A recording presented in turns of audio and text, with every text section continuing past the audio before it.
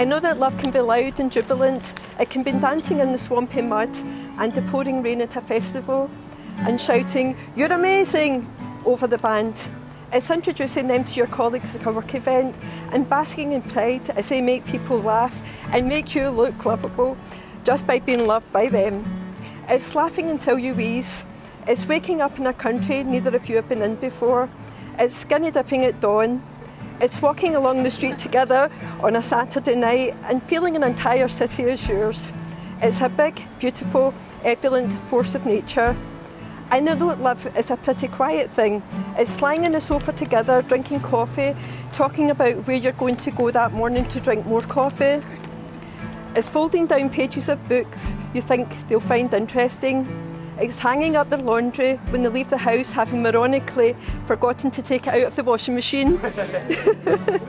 It's saying, "You're safer here than a car," as they hyperventilate in an easy flight to Dublin. It's a text, "I hope your day goes well. How did today go? Thinking of you today." It's even picked up loo roll. I know that love happens under the splendour of moon and stars and fireworks and sunsets.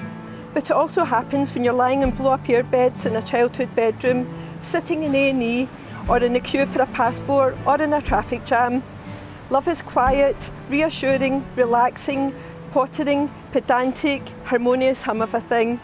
Something you can easily forget is there, even though its palms are outstretched beneath you in case you fall.